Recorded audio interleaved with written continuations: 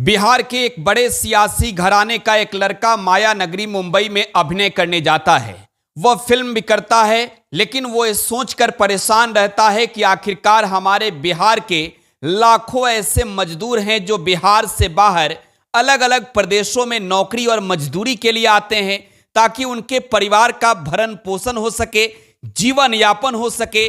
वो light, camera और action की दुनिया को छोड़कर सियासत के मैदान में फिर से एंट्री मारता है और ये सोच कर आता है बिहार कि हमें बिहार और बिहारियों की तस्वीर बदलनी है। वो बिहार आकर कहता है कि हम बिहार फर्स्ट, बिहारी फर्स्ट मुहिम चलाएंगे, और उस मुहिम की जब शुरुआत करता है तो बिहार के लाखों लोगों का समर्थन उसे हासिल होता है। वो लोकसभा पहुंचता है और वो कहता है कि हम अपने बिहार की जनता के लिए चिंतित हैं, हम अपने बिहार को लेकर चिंतित हैं, हम बिहार को एक बेहतर बिहार बनाना चाहते हैं, हम अपने बिहार को सुंदर बिहार बनाना चाहते हैं। हम एक ऐसे बिहार की सपना देखते हैं जिस बिहार में काल कारखाने हो, उद्योग हो, रोजगार हो, जिस बिहार के लोगों को दूसरे प्रदेश में नौकरी और रोजगार के लिए नहीं जाना पड़े। आज उस लड़के का जन्मदिन है और हमने बात बिहार फर्स्ट और बिहारी फर्स्ट की कर दी, तो आप समझ गए होंगे कि हम बात चिराग पासवान की कर रहे हैं।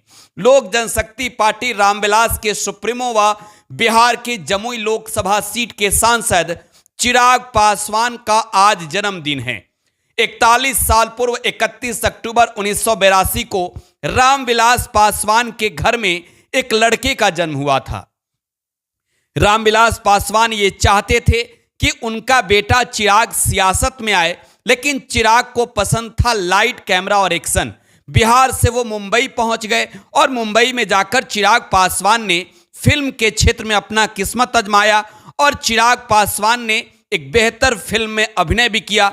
लेकिन इसके बाद चिराग पासवान इस बात को लेकर चिंतित थे कि उन्हें बिहार जाना है, बिहार और बिहारियों की तस्वीर और तकदीर बदलनी है, और ये जिद ठाने चिराग पासवान मुंबई से बिहार पहुंच गए कि हमें अब बिहार में रहकर बिहारियों के हक की बात करनी है।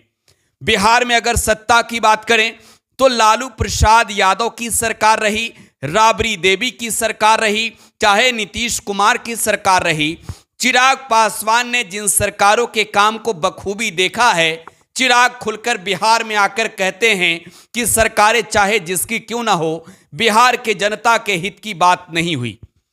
चिराग पासवान 2014 के चुनावी मैदान में लोक जनशक्ति पार्टी के टिकट से जमुई लोकसभा सीट से चुनाव लड़ते हैं। तब उनके पिता रामविलास पासवान का साया चिराग पासवान के साथ होता है। अपने पिता के साथ कदम से कदम मिलाकर चिराग बिहार के सियासत में आगे बढ़ते हैं और एनडीए यानी कि मोदी लहर में चिराग पासवान को जमुई की जनता चुनाव जिताकर संसद तक भेजती है। 2019 में रामविलास पासवान ने तय किया कि चिराग को एक बार फिर से उसी जमुई से लड़ाएंगे, और चिराग पासवान को दोबारा 2019 में भी जमुई की जनता ने जिताकर संसद तक भेजा। चिराग पासवान के पिता रामविलास पासवान का निधन हो गया। इसी अक्टूबर महीने में रामविलास पासवान इस दुनिया को अलविदा कह गए। साल 2020 में जब रामविलास पासवान का निधन हुआ तो चिराग पासवान अकेला पड़ते नजर आए, लेकिन तब चिराग पासवान के परिवार के अन्य सदस्य जो सियासत में पूर्व से सक्रिय थे, चाहे बात पाशुपति कुमार पारस की हो या फिर बात चिराग पासवान के भाई प्रिंस कुमार की हो, सबों ने साथ दिया। लेकिन जैसे ही वक्त बदला, रामविलास पासवान इस दुनिया को अलविदा कह गए। 1 साल भी नहीं हुए थे कि रामविलास पासवान की पार्टी लोक जनशक्ति पार्टी में बड़ी टूट हो गई। एक और चाचा पाशुपति कुमार पारस हो गए। पाशुपति कुमार पारस के साथ 4 अन्य सांसदों ने भी चिराग पासवान का साथ छोड़ दिया। चिराग अकेला पड़े और चिराग ने यह तय किया कि पार्टी और परिवार दोनों टूट गई। लेकिन सबसे बड़ा दुख चिराग पासवान पर तब बीता जब दिल्ली में उन्हें सरकार की ओर से जो मकान मिला था, रामविलास पासवान को उस घर से बाहर निकाल दिया गया। चिराग पासवान तब चाहे केंद्र की नरेंद्र मोदी सरकार हो या फिर केंद्र सरकार की गृह मंत्री अमित शाह हो, सब पर खूब प्रहार कर रहे थे, लेकिन आगे जब उनके परिवार में टूट हुई, चाचा पाशुपति कुमार पारस ने यह दावा किया कि लोक जनशक्ति पार्टी रामविलास पर उनका हक है, वो रामविलास पासवान के उत्तराधिकारी हैं।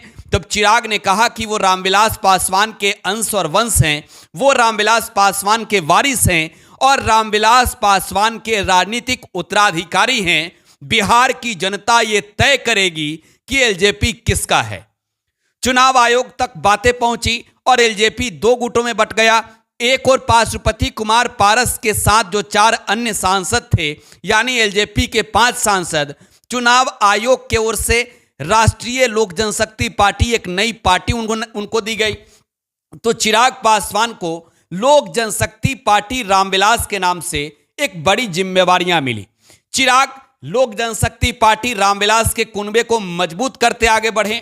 पार्टी और परिवार दोनों में टूट हो चुकी थी, लेकिन तब चिराग पासवान ने इस बात को साबित कर दिया कि बिहार की जनता के बीच वो जाकर बिहार की जनता से आशीर्वाद पाकर अपने चाचा पाशुपति कुमार पारस के राजनीतिक कद पर जिस तरीके से उन्होंने प्रहार किया, उन्होंने साबित किया कि वो वास्तव में चिराग हैं।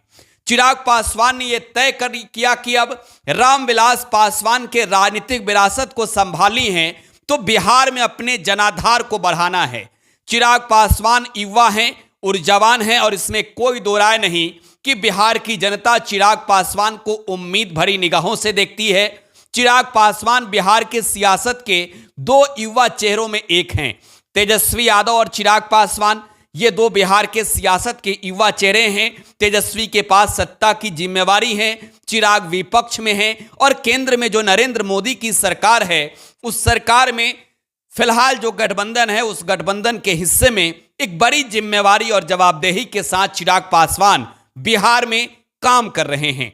चिराग पासवान को लेकर यह कहा जाता है कि अपने पिता के रास्ते पर चल रहे चिराग एक दिन आने वाले दिनों में बिहार के सियासत में बड़े ओहदे पर पहुंचेंगे और बिहार की जनता जिन उम्मीद भरी निगाहों से चिराग की ओर देख रही है, चिराग उन सपनों को जरूर पूरा करेंगे।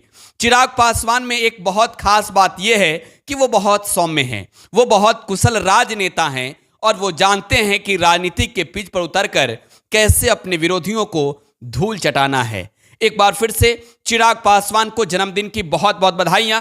आप भी अपनी प्रतिक्रिया कमेंट बॉक्स में छोड़े जाइएगा। फिलहाल आप टुडे बिहार न्यूज के साथ बने रहें। धन्यवाद। पैनोरमा ग्रुप, जो सोचता है वो करता है।